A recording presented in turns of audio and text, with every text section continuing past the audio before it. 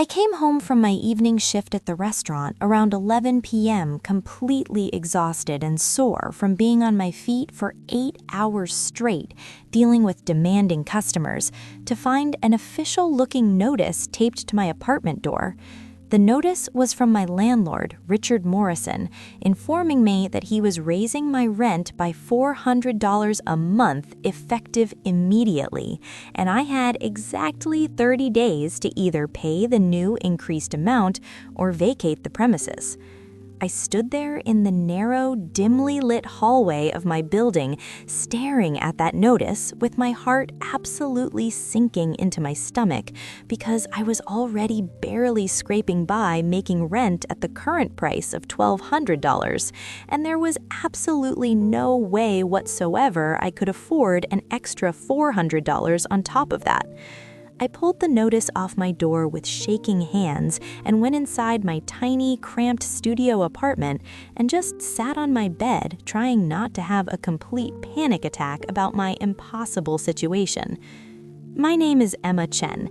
I'm 24 years old, work as a server at an upscale Italian restaurant downtown called Bella Nate, where I've been employed for almost 3 years now, and what I'm about to tell you is the complete detailed story of how a wealthy stranger paid my rent increase after my landlord raised it by an amount I couldn't possibly afford, how that seemingly generous and selfless act came with invisible strings attached that I never knowingly agreed to, how financial help gradually transformed into comprehensive financial control, and how I spent 8 increasingly nightmarish months trapped in a situation where someone used money and economic dependence to systematically take over every single aspect of my daily life. The rent increase notice came at literally the worst possible time in my life, when I was already struggling financially and dealing with other stress. I'd been living in this particular studio apartment for exactly 2 years, paying $1,200 a month, which was already stretching my budget to the absolute breaking point every single month. The apartment was quite small, maybe 400 square feet total if you were being generous with the measurement, with a tiny kitchenette that had a mini fridge and 2-burner stove, and a bathroom that barely fit a shower stall, but the location was reasonably decent in a neighborhood that wasn't terrible, and more importantly, it was technically affordable by city standards, where housing was increasingly expensive. I made what seemed like decent money as a server at a relatively upscale restaurant, usually averaging around $3,000 a month when I combined my hourly wage with the tips I earned from customers, but after paying $1,200 for rent and another $150 for utilities, including electricity and internet, and $300 for my student loan payments, and then basic living expenses like food and transportation and my phone bill, and occasionally replacing worn-out work shoes, I realistically had maybe $200 left over each month if I was extremely careful with my spending and didn't have any unexpected expenses or emergencies. The idea of my rent suddenly jumping from $1,200 to $1,600 wasn't just difficult or challenging, it was literally mathematically impossible. There was simply no way to make that work with my current income, no matter how I tried to rearrange my budget or cut expenses. I spent that entire evening sitting at my tiny kitchen table with my laptop open, desperately looking at apartment listings on various rental websites and Craigslist and Facebook Marketplace, and it was absolutely soul-crushing and depressing. Everything in my general area that was even remotely affordable and safe was either a complete uninhabitable dump in genuinely dangerous neighborhoods that I couldn't safely live in, or required first-month rent plus last-month rent plus a full security deposit all up front in cash, which would be at least $3,600 total that I absolutely did not have in my bank account and had no way of getting.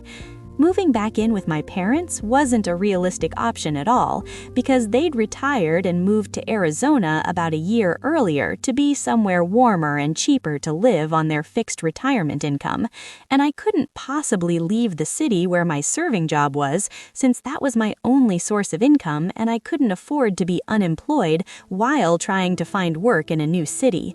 I felt completely trapped and terrified, and I genuinely didn't know what I was going to do or where I was going to live in 3 days when my lease was up. The next morning, after barely sweeping at all because I was too anxious and stressed to rest properly, I went to the building management office to try to talk to my landlord face-to-face and see if there was any possibility whatsoever of negotiating or working something out that wouldn't leave me homeless. His name was Richard Morrison, and he owned not just my building, but the entire block along with several other buildings in the rapidly gentrifying neighborhood, one of those landlords who bought up older, cheaper buildings in areas that were starting to become trendy and then slowly, systematically pushed out the long-term tenants through rent increases so he could renovate the units cheaply and charge much higher rents to new, wealthier residents moving in. I'd dealt with Richard a few times before over the 2 years I'd lived there, always for minor maintenance issues or lease renewal paperwork, and he was always cold and businesslike and showed absolutely zero interest in his tenants as actual human beings with lives and problems. But I desperately hoped that maybe I could reason with him or appeal to some sense of fairness or compassion or work out some kind of payment plan that would let me stay. I explained my situation as calmly as I could. I told him I'd been a good tenant for 2 years, always paid on time, never caused problems. I asked if there was any flexibility in the increase, maybe phase it in over several months. Richard listened with a blank expression and then delivered his response in a flat tone. The market rate for studios in this area has gone up significantly. I'm actually giving you a deal at $1,600. If you can't afford it, there are plenty of people who can. You have 30 days. That was it. No negotiation, no acknowledgement that I'd been reliable. I left feeling defeated. I posted about my situation on social media, venting about the impossible rent increase and asking if anyone knew of affordable apartments. I got sympathetic comments, but no real solutions. Then, 3 days later, something strange happened. I came home to find an envelope that had been slipped under my door. Inside was a money order for $400 made out to Richard Morrison and a handwritten note on expensive cream-colored paper. The note said, "I saw your post about your rent situation and I'd like to help. I've paid your rent increase for this month. We'll discuss the long-term arrangement tonight at 8 p.m. I'll be waiting in the coffee shop on the corner. Come alone. This is genuine, nothing strange." No signature, no name, just that note and the money order. My first instinct was this was weird and potentially dangerous, but I was desperate and the money order was real. I debated all day about whether to go. My coworker Lisa said it sounded sketchy and I shouldn't go. But by 7:45, I'd convinced myself that meeting in a public coffee shop would be safe, and I needed to at least find out what this person wanted. The coffee shop was busy that evening. I walked in at 8 p.m. and looked around. Then a man at a corner table raised his hand. He was probably mid-40s, wearing an expensive suit, groomed in a way that screamed money. He gestured for me to sit. "Are you the person who left the money order?" "Yes. My name is David Chen. Please sit. I noticed we have the same last name, though I'm sure we're not related." I sat down, guard up. "Why did you pay part of my rent? How do you know where I live?" David smiled. "I saw your social media post about your rent increase. We have a mutual friend who shared it, though I'd prefer not to say who. I looked at your profile, saw you work hard and are struggling through no fault of your own, and I wanted to help. As for your address, it wasn't difficult to find." That didn't make me feel better. This feels weird. Why would you give money to a stranger? "I don't expect anything in return, if that's what you're worried about. I'm in a position where I have more money than I need, and I like helping people who are working hard but facing unfair circumstances. Consider it a gift. But you said we'd discuss an arrangement. What arrangement? David leaned back. Here's what I'm proposing. I'll pay your rent increase every month for as long as you need it. In exchange, I'd like to have occasional dinners where we talk about your life and goals. Think of me as a mentor. I'm successful in business, and I can offer advice that might help your career. That's all I want. Conversation and the satisfaction of helping someone who deserves it. It sounded too good to be true, but I was desperate and $400 a month was significant, and if all he wanted was dinner sometimes, that didn't seem unreasonable. I'd be happy to have dinner and talk, I said carefully, but I want to be clear this is just mentorship, nothing romantic.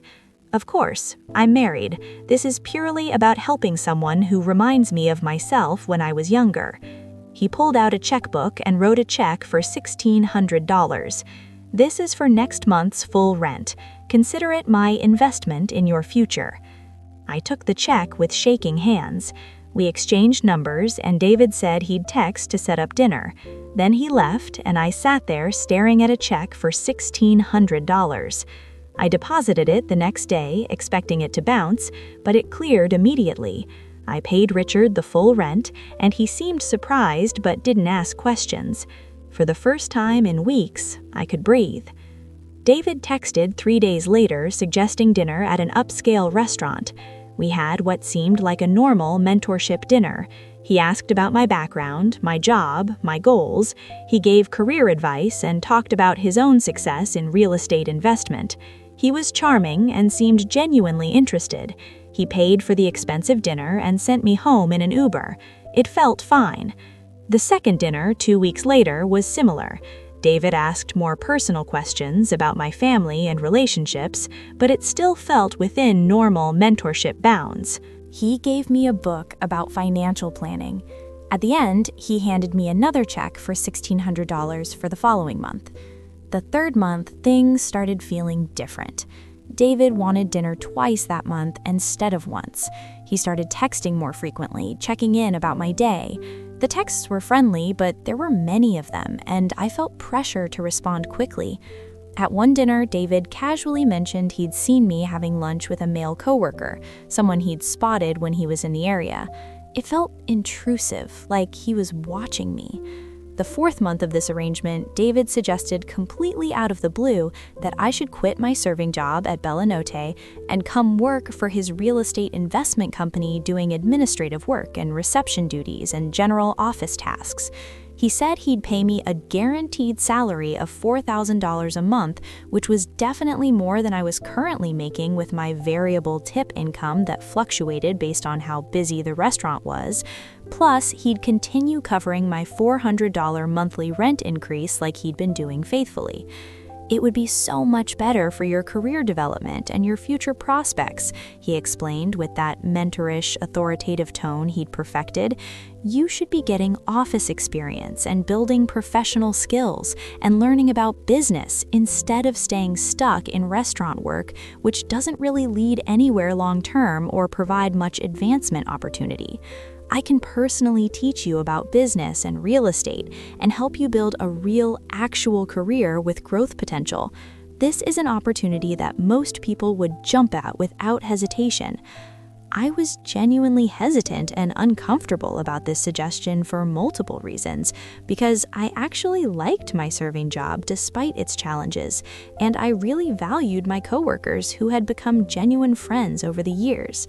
But the financial offer was objectively significantly better than what I was currently making, especially during slower months at the restaurant when tips weren't as good and I barely made enough to cover my expenses. And David was framing it very skillfully as doing something fundamentally good for my future and helping me advance professionally and escape the service industry, which made sense within the context of what I still naively believed was a genuine mentorship relationship aimed at improving my life.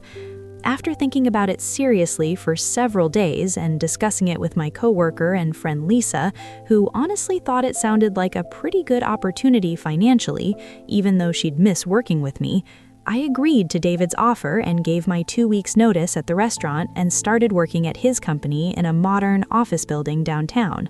That decision to quit my independent job that I controlled and work directly for David, who was already paying my rent, was absolutely my biggest and most damaging mistake in this entire nightmarish situation. Once I was working for David in his office where he could see me constantly, his involvement and interference and control in my life increased exponentially and obviously, and in ways I couldn't ignore or rationalize away. He wanted to know precisely where I was at all times during work hours and after work hours and on weekends. He'd text me constantly throughout the workday asking what I was working on and what I was doing, even though I was literally sitting in his office building where he could physically see me through the glass walls if he wanted to check on me. He started systematically criticizing what I wore to work almost daily, suggesting that I should dress more professionally and more conservatively and more appropriately for a business environment. And then he began buying me expensive work clothes from upscale department stores without asking, items I didn't request and didn't feel comfortable accepting, but he absolutely insisted were necessary requirements for working in his professional environment and representing his company properly. He had increasingly strong and intrusive opinions about how I spent my free time after work and on weekends, who I hung out with, what activities I did for fun and relaxation. He started showing up at places I'd casually mentioned planning to go to in conversation, calling it pure coincidence, but it happened far too frequently to actually be random chance. If I mentioned going to a particular grocery store or coffee shop or movie theater or park, David would somehow mysteriously be there too when I arrived. He'd insist on driving me home from work every single day instead of letting me take my normal, efficient subway route, saying it wasn't safe for a young woman to travel alone on public transportation, especially at night, and he wanted to make absolutely sure I got home safely and nothing happened to me. Within just 2 months of working directly for David, I realized with growing horror and shame that I'd made a terrible, irreversible mistake that I didn't know how to undo without destroying my life. I wasn't in a mentorship relationship with healthy professional boundaries like I'd originally thought and agreed to participate in. I was trapped in a deeply unhealthy situation where someone was deliberately, systematically using financial control and manufactured economic dependence to take over every single aspect of my existence. David was paying my rent increase every month without fail. He was paying my entire salary that I needed to survive. He'd bought me expensive clothes and paid for countless expensive dinners at restaurants I could never afford myself, and given me thoughtful gifts. And all of that financial generosity that had seemed so helpful and kind and selfless when it started came with an unspoken price tag that I was now expected to pay through constant availability and complete compliance with all his wishes and demands, no matter how unreasonable. When I tried tentatively to create any boundaries or push back against his increasing invasive involvement in my life, David would immediately remind me forcefully of everything he'd done for me financially and how much he'd invested in me. After all I've invested in helping you and supporting you and advancing your career, you want to create distance between us? That seems pretty ungrateful and disrespectful after everything I've sacrificed and done for you. I'm trying to help you build a better life and improve your situation dramatically, and you're pushing me away for absolutely no good reason. You should be thanking me every day. The guilt trips were constant and remarkably effective at shutting down my objections and making me feel terrible. I felt increasingly trapped because I had come to depend on David financially in multiple, interconnected ways that would be incredibly difficult to untangle. He paid my rent increase, which I still couldn't afford without him. He paid my salary, so he was my sole source of income. I'd quit my other independent job, so I didn't have another employment option readily available or a backup plan. If I walked away from David, I'd lose absolutely everything simultaneously and likely end up evicted and unemployed with no immediate options or resources. The control became progressively more obvious and oppressive and comprehensive as time went on. 6 months into this absolute nightmarish arrangement, David suggested very insistently that I should move out of my studio apartment into a much nicer one-bedroom apartment in a better building he owned, in a significantly nicer neighborhood across town. He'd cover the entire rent completely at the new place. I wouldn't have to pay anything at all, not even utilities. It would be so much safer and more comfortable for you there, he said, with absolute certainty. The area where you live now isn't great, and frankly, I worry constantly about you there and whether you're safe. I have a perfect unit available right now in one of my best buildings, and I really want you to have it. You deserve better than where you are. When I hesitated and expressed uncertainty about moving, especially to a building David owned, which felt like it would give him even more control over my living situation, he casually mentioned that he'd already put down the full deposit on the apartment and signed a lease in my name, and the unit was just sitting there empty, waiting for me to move in whenever I was ready. He'd made this major life decision for me without consulting me or getting my permission first. Moving into an apartment that David owned and controlled completely felt like giving him even more power over my life and eliminating one more piece of my already minimal independence. But he'd framed it as something already done, a gift already given, a generous gesture already made, and I didn't feel like I could possibly say no without seeming difficult and ungrateful for this expensive, generous gesture he'd supposedly made out of genuine concern for my well-being. So I moved into his building, feeling trapped and resentful, but unable to refuse. The new apartment was definitely much nicer than my studio and in a better, safer area of the city. But David had keys to the building and to my specific unit and would sometimes show up completely unannounced to check on me or drop things off or just see what I was doing. The boundaries between his supposed help and his actual control had completely dissolved and disappeared. 7 months into this absolute nightmare that my life had become, I finally gathered enough courage to try to quit working for David and find another job where I could regain some independence and autonomy. I told him, as professionally and calmly as I could manage, that I really genuinely appreciated everything he'd done to help me and support me over these months, but I felt like I needed to build my own career independently, without owing anything to anyone or being dependent on anyone. I explained that I thought it would be healthier for both of us long-term if I found my own job and stood on my own feet financially like an actual adult. David's response to my attempt at independence was ice-cold and openly threatening in ways he'd never been before, dropping the friendly mentor facade. If you quit working for me, I'll expect immediate full repayment of all the rent money I've paid on your behalf over these months. By my detailed calculation, that's over $12,000 total that you owe me. Plus, you'll need to vacate the apartment in my building immediately, since that housing was specifically contingent on your continued employment with my company. So you'll need to find a new job and a new apartment, and come up with $12,000 in cash all at the same time. Good luck with that, Emma. Let me know how it works out for you when you're homeless. I felt physically sick and terrified when he said this. I'd never agreed to pay back the rent money he'd paid. It had always been presented as a gift, as mentorship support, as help during a difficult time. But now David was retroactively claiming it had been a loan all along, that I owed him and was obligated to repay. I had no written agreement saying it was a gift rather than a loan. I had no way to prove what our original verbal arrangement had actually been, since it had all been discussed informally in that coffee shop meeting months ago. I was completely trapped in exactly the way David had carefully, deliberately engineered from the very beginning. I stayed working for David and living in his building and accepting his comprehensive, invasive control over my daily life because I genuinely didn't see any other option available that wouldn't leave me homeless and drowning in debt I couldn't pay. He had me exactly where he wanted me, exactly where he'd been systematically maneuvering me since that first meeting when he offered to help. The breaking point that finally pushed me to take action despite all the terrifying risks came at month 8, when David announced casually that he wanted to take me on a weekend trip to his vacation house upstate to discuss my career development plans in my future trajectory. When I said I wasn't comfortable with that a weekend trip alone with him felt inappropriate and crossed lines, David got genuinely angry in a way I'd never seen from him before, his mask slipping completely. "After everything I've done for you, after all the money I've invested in your future, you won't even spend one weekend discussing your career trajectory with me? What exactly do you think I want from you, Emma?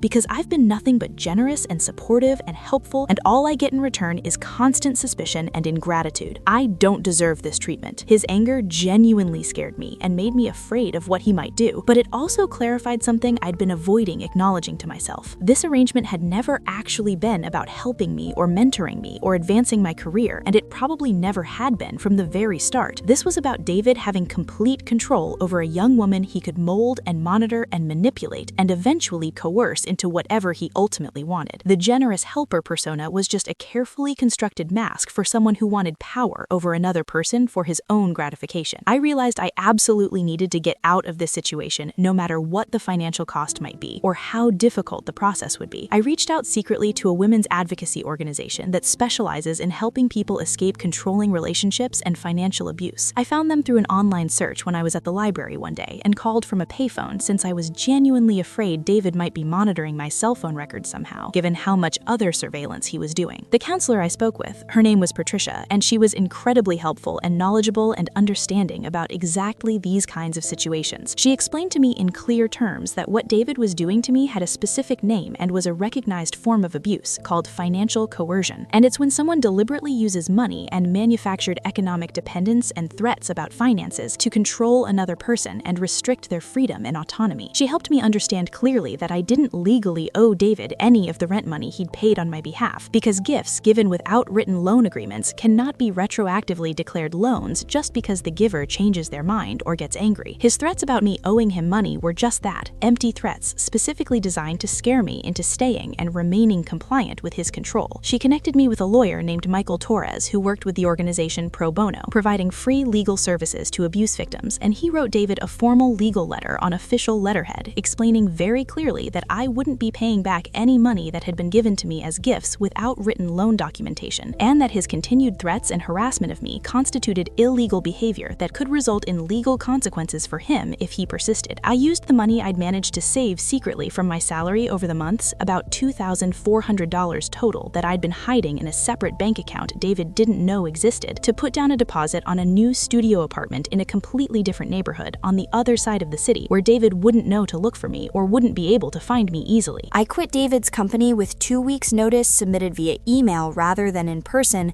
because I was genuinely afraid of how he might react face-to-face if I tried to quit in the office. I blocked his phone number on my cell phone immediately after sending the resignation email so he couldn't call me dozens of times and try to manipulate me or threaten me into changing my mind and staying. I moved out of his building on a Saturday morning when I knew from his calendar that he was out of town for business meetings, packing all my belongings quickly into boxes and loading them into a rental truck and leaving my keys in the building mailbox addressed to him. I was absolutely terrified he'd somehow find out I was leaving and show up to stop me, or follow through on his threats, or track me down at my new place, or make my life utterly miserable, or somehow force me to pay him money I didn't actually owe.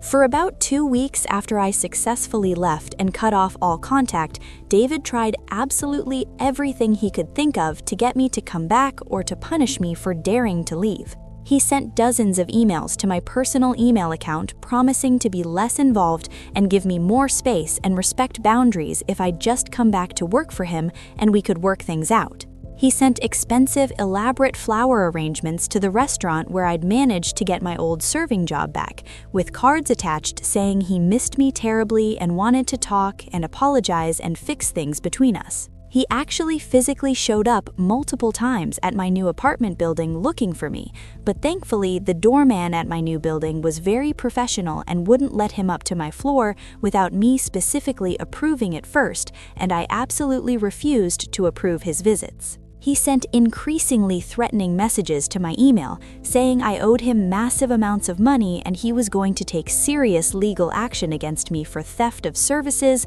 and breach of contract and fraud. Each threat made my anxiety spike and made me question whether I'd made a terrible mistake by leaving, but the lawyer, Michael, had been very clear and reassuring that David had absolutely no legal standing whatsoever.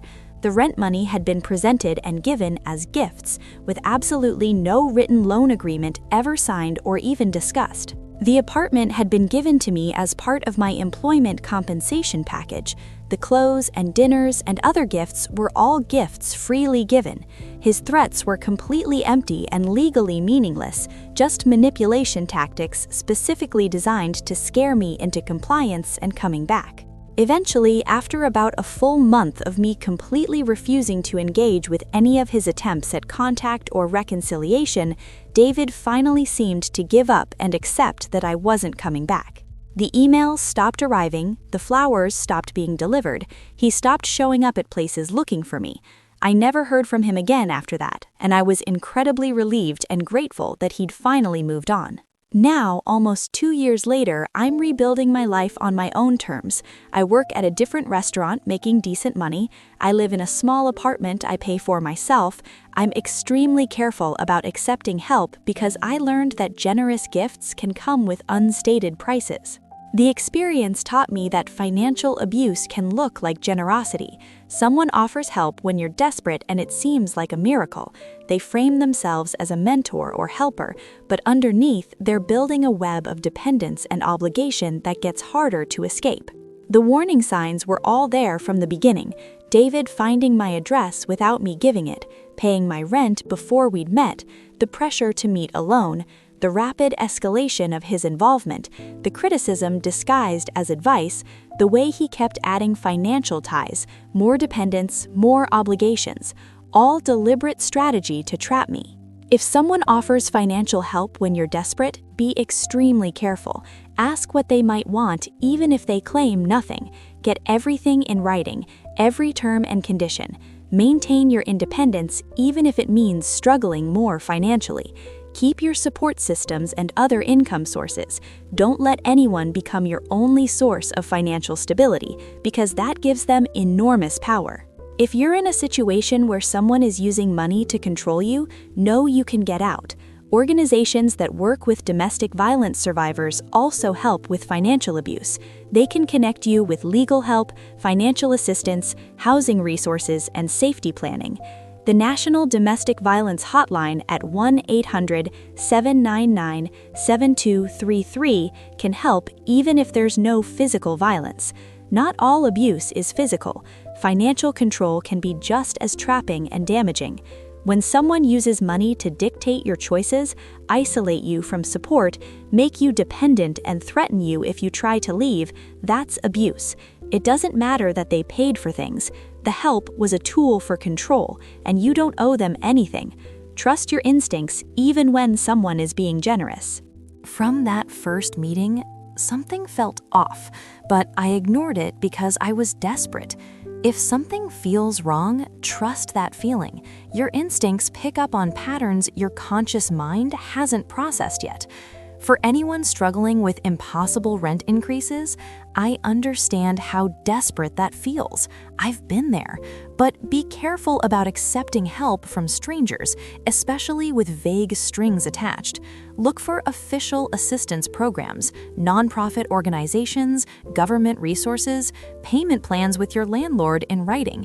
Keep your independence, even if it means living in a less nice place or working multiple jobs. Your freedom is worth protecting. Looking back, David's approach was calculated from the beginning. He targeted me because I'd posted publicly about being desperate. He offered help that seemed perfect at my moment of maximum vulnerability. He moved quickly to establish financial ties before I could think clearly. He escalated control while framing it as mentorship. He isolated me from my job and independence. He created multiple financial connections so I couldn't easily walk away. He used guilt and threats to keep me compliant. It was a systematic trap, and I walked into it because I needed help and he offered it. The recovery has been about more than getting away from David. It's been about rebuilding my sense of self and my trust in my own judgment. The therapy I've been doing weekly for over a year has been essential. My therapist, Dr. Sarah Kim, specializes in financial abuse and has helped me work through complex feelings. She helped me understand how financial abuse works. When someone offers financial help during a crisis, they're offering relief from a survival threat.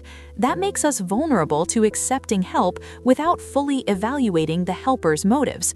David understood this and used it expertly. Dr. Kim helped me work through the shame I felt. I kept thinking I should have known better, should have seen it coming. She helped me reframe that self-blame by pointing out I was dealing with someone who had more experience and resources and was using sophisticated manipulation designed to trap vulnerable people. Being manipulated by an expert doesn't make me stupid, it makes me human. The financial trauma goes beyond the specific situation. I now have anxiety around any transaction involving obligation or debt. I pay cash when possible. I refuse to borrow money, even small amounts, because I don't want to owe anyone. I keep my bank balance low and hide savings in a separate account no one knows about. These protective behaviors made sense while trapped, but I'm working on reducing them. I've had to rebuild my financial literacy from the ground up. During my time with David, I'd handed over all financial decisions because he framed himself as knowing better. Now I'm learning to manage my budget, save for my goals, make my own financial choices. I took a financial planning course that was helpful.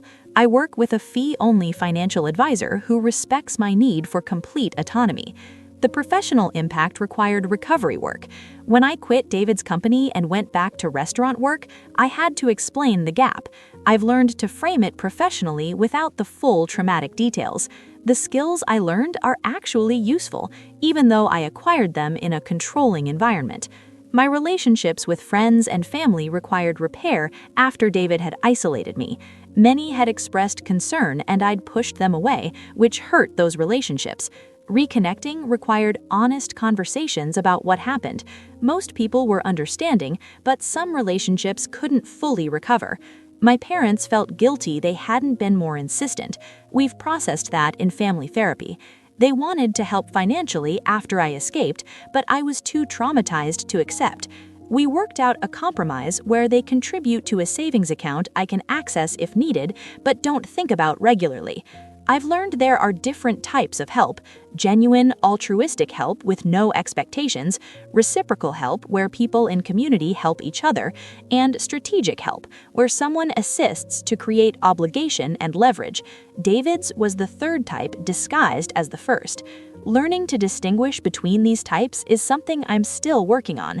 Warning signs of strategic, controlling help include help from someone you don't know well, help that's disproportionately generous, help with vague strings attached, help the giver constantly reminds you about, help that escalates quickly into more areas of your life, help with criticism of your choices, help that isolates you from other support. Practical advice I wish I'd had. First, before accepting significant help, do basic research on who they are. Search their name, look for social media, ask mutual connections. If they won't tell you their full name or you can't find information, that's a red flag. Second, insist on written agreements specifying what's being given, whether it's a gift or loan, what expectations exist, and terms for ending the arrangement. If someone refuses to put it in writing, claiming it's insulting, don't accept. Third, maintain at least one independent income source not connected to the person helping. Even if their help is more lucrative, keep a part-time job or side income that's yours. Fourth, tell multiple people about any major financial help you're accepting. The secrecy David encouraged was part of the trap. Fifth, set clear boundaries early about what areas of your life are not part of the help arrangement. Sixth, watch for escalation and be willing to end the arrangement if the person expands beyond what you agreed to. For people currently trapped, practical steps for escaping. First, document everything. Save texts, emails, written agreements, evidence of payments, threats, anything showing the pattern. Second, research your legal rights. Many cities have free legal aid. Know whether you actually owe money presented as gifts.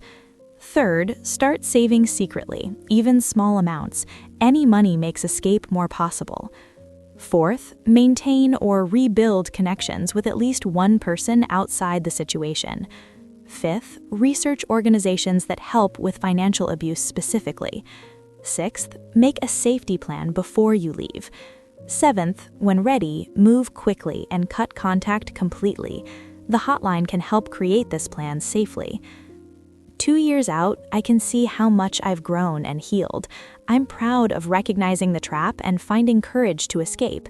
I'm proud of rebuilding independently. I'm proud of the therapy work. I'm proud I can help others by sharing my story. The apartment I live in now is small, and the neighborhood isn't trendy, but it's mine, and I'm safe, and no one controls me. My job isn't glamorous, but I make enough to support myself, and I go home without owing anyone anything.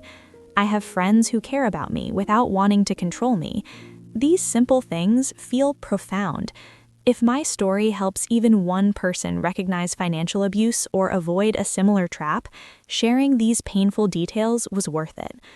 Financial abuse is real and damaging and more common than people realize. It hides behind generosity and mentorship. It preys on desperate people. It creates shame that keeps victims silent. But talking about it breaks that silence and helps people recognize patterns earlier.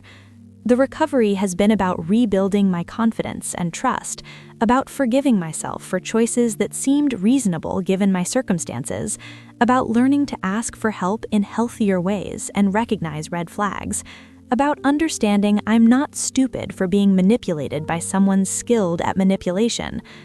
The therapy helped me understand that people like David specifically target those in difficult financial situations because desperation makes people more likely to accept help without questioning it.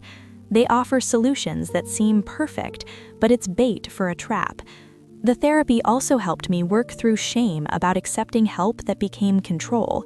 There's victim blaming around financial abuse, where people say you should have known better, but facing eviction and someone offers a solution, accepting it isn't stupid. The shame belongs with the abuser who manipulated someone's desperation. I'm sharing this story so people in similar situations feel less alone and ashamed. Financial abuse is isolating because people don't talk about it. Victims feel embarrassed. But these situations are designed to be hard to recognize and escape. If even one person reads this and recognizes warning signs earlier, or avoids accepting help that seems too good to be true, or finds courage to leave, sharing was worth it. I want to end by talking about how normal this seemed while I was in it, and how gradual the progression was. David didn't immediately control everything. He started with a small, helpful gesture, 1 month's rent paid, with mentorship that sounded beneficial. Each step was small enough not to trigger alarms, even though cumulatively they added up to total control.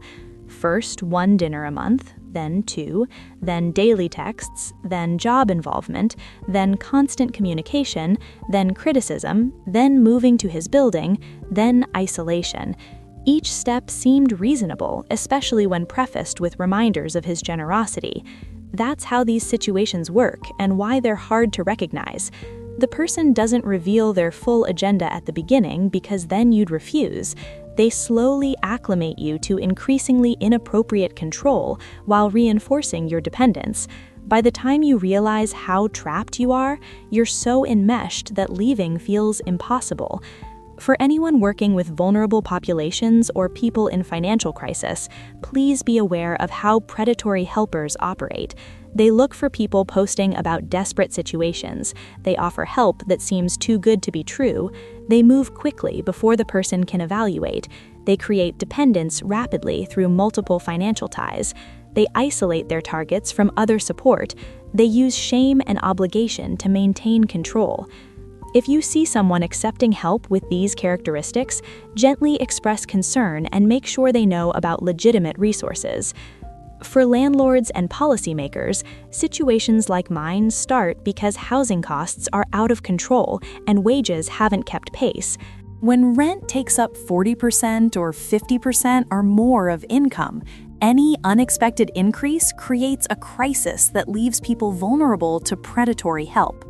More affordable housing, stronger rent control, better tenant protections, and higher wages would prevent the desperate situations people like David exploit. I'm not saying David's behavior is the landlord's fault. He's solely responsible. But the housing crisis created the vulnerability he took advantage of. For anyone who has experienced financial abuse or is currently experiencing it, recovery is possible, even though it's hard. It takes time to rebuild your sense of self and independence. It takes work to process shame and trauma. It takes courage to trust again. But you can get there. 2 years ago, I couldn't imagine feeling safe or independent again, and now I have both. Resources that helped me include the National Domestic Violence Hotline at 1-800-799-7233, local domestic violence organizations that understand financial abuse, legal aid organizations that can advise on whether you owe money, therapists who specialize in trauma from intimate partner violence, and financial counseling to rebuild economic independence. You don't have to do this alone. One final thought about accepting help. Healthy help empowers you to become more independent. It builds your capacity to solve your own problems. It respects your autonomy and choices. It doesn't create obligation or dependence. Unhealthy help that's really control does the opposite. It makes you more dependent. It takes away autonomy. It creates obligation that's constantly reminded. It criticizes choices and isolates you. Learning to distinguish between these two types has been one of the most important skills I've developed. When someone offers help now, I ask myself, does this make me more or less independent? Does this person respect my autonomy or want control? What do they actually want in return, even if they claim nothing? Does this feel right in my gut? These questions help me evaluate offers more carefully. Thank you for listening to my story. I hope sharing what happened helps someone recognize financial abuse earlier or avoid a similar trap. If this resonated with your experience, please share in the comments. Where are you listening from? Have you experienced someone using financial help to control you? How did you recognize it? How did you get out? Your story might help someone else struggling. Please consider supporting the channel if these stories matter to you. Sharing these experiences helps break the silence around financial abuse and helps people recognize patterns. You can find more stories about manipulation and control on my channel. Don't forget to subscribe. See you in the next one.